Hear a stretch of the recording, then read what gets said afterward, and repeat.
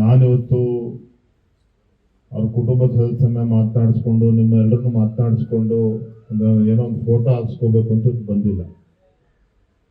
ಯಡಿಯೂರಪ್ಪನವರು ಮುಖ್ಯಮಂತ್ರಿ ಆಗುವಂಥ ಸಂದರ್ಭದಲ್ಲಿ ಯಾವ ರೀತಿ ಬೈರತಿ ಬಸವರಾಜಣ್ಣ ಅವರು ಎಲ್ಲಿ ಟೈಮ್ ಮುಗ್ದೋಗ್ಬಿಡುತ್ತೋ ಎಲ್ಲಿ ಬಾಗ್ಲಾಕ್ಬಿಡ್ತಾರೋ ಅಂತೇಳಿ ಓಡಾಡಿ ವಿಧಾನಸೌಧದಲ್ಲಿ ಓಡಾಡ್ಕೊಂಡು ಬಂದಿರ್ತಕ್ಕಂಥದ್ದನ್ನ ರಾಜ್ಯದ ಜನನೂ ಕೂಡ ನೋಡಿದ್ದಾರೆ, ದೇಶದ ಜನರು ಕೂಡ ನೋಡಿದ್ದಾರೆ. ಅವತ್ತು ಬೈರತಿ ಬಸವರಾಜ್ ಅವರು ತೆಗೆದುಕೊಂಡಿರ್ತಕ್ಕಂಥ ಒಂದು ನಿರ್ಧಾರ ಯಡಿಯೂರಪ್ಪ ಮುಖ್ಯಮಂತ್ರಿ ಮಾಡೋ ಟೈಮಲ್ಲಿ ನಾವುಗಳಿದ್ರು ಕೂಡ ಧೈರ್ಯ ಮಾಡೋದಕ್ಕೆ ಸಾಧ್ಯ ಇರಲಿಲ್ಲ. ಅಂತ ಧೈರ್ಯನ ಅವ್ರು ಮಾಡಿದ್ದಾರೆ. ಅವರ ಒಂದು ಯಡಿಯೂರಪ್ಪನವ್ರ ಬಗ್ಗೆ ಇಟ್ಟಂತ ವಿಶ್ವಾಸಕ್ಕೆ ನಾವು ಬೆಲೆ ಕಟ್ಟೋದಕ್ಕೆ ಸಾಧ್ಯ ಇಲ್ಲ. ನಾನು ಇಷ್ಟು ಮಾತ್ರ ಸಂದರ್ಭ ಹೇಳ್ತೇನೆ, ಇವೆಲ್ಲವೂ ಕೂಡ ನಮ್ಮ ಪರೀಕ್ಷೆಯ ಸಮಯ.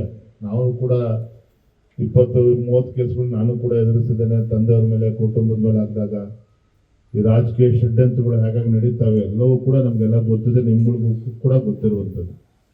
ಆದರೆ ನಾವು ಯಾರು ಕೂಡ ತಾಳ್ಮೆನ ಕಳೆದುಕೋಬಾರ್ದು. ಭಗವಂತನ ಬಗ್ಗೆ ನಾವು ನಂಬಿಕೆ ಇರಬೇಕು, ವಿಶ್ವಾಸ ಇರಬೇಕು. ಇವತ್ತೆಲ್ಲ ಒಂದು ಒಳ್ಳೆ ಅಡ್ವೊಕೇಟ್ಸ್ ತಂಡವೂ ಕೂಡ ಇದೆ. ಇವರೊಂದು ಪ್ರಾಸೆಸ್ ಸ್ವಲ್ಪ ಸಮಯ ತೆಗೆದುಕೊಳ್ತದೆ. ಹಾಗಾಗಿ ನೀವು ಯಾರು ಕೂಡ ಆತಂಕ, ತಾಳ್ಮೆ ಕಳ್ಕೊಳ್ತಕ್ಕಂಥ ಅವಶ್ಯಕತೆನೇ ಇಲ್ಲ. ನಾವಂತೂ ನಾನಾಗಲಿ, ಯಡಿಯೂರಪ್ಪನವರಾಗಲಿ, ಪಕ್ಷ ಆಗಲಿ ಎಲ್ಲವೂ ಕೂಡ ಸಂಪೂರ್ಣ ನಿಮ್ಮ ಜೊತೆ ಇದ್ದೇ ಇರ್ತದೆ. ಒಳ್ಳೇದು ಹಾಗೇ ಆಗುತ್ತೆ. ನೀವು ಯಾರು ಕೂಡ ಆತಂಕ ಪಡುವಂಥ ಅವಶ್ಯಕತೆ ಇಲ್ಲ. ಅದು ಇನ್ನೆಲ್ಲ ವಿಚಾರವನ್ನು ಕೂಡ ಸೂಕ್ಷ್ಮ ಮಾತನಾಡಿದ್ದೇನೆ, ಎಲ್ಲವೂ ಕೂಡ ಹೇಳೋದಕ್ಕೆ ಹೋಗೋದಿಲ್ಲ.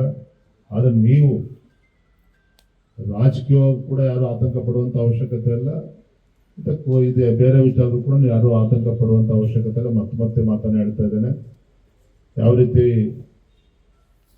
ಎಕ್ಸ್ಪರ್ಟ್ಸನ್ನ ಕನ್ಸಲ್ಟ್ ಮಾಡಿ ಏನೇನು ಮಾಡಬೇಕು, ಲೀಗಲ್ ಅದನ್ನೆಲ್ಲ ಕೂಡ ನಾವು ಚರ್ಚೆ ಮಾಡ್ತೇವೆ. ಏನಪ್ಪ, ನೀವು ದಯವಿಟ್ಟು ಅದಕ್ಕೆಲ್ಲವೂ ಕೂಡ ಸಹಕಾರ ಕೊಡಿ. ಖಂಡಿತ ಭಗವಂತನ ಪ್ರಾರ್ಥನೆ ಮಾಡಿ, ಖಂಡಿತ ಭಗವಂತ ಒಳ್ಳೇದು ಮಾಡೇ ಮಾಡ್ತಾನೆ. ಏನಪ್ಪ, ನಮಸ್ಕಾರ.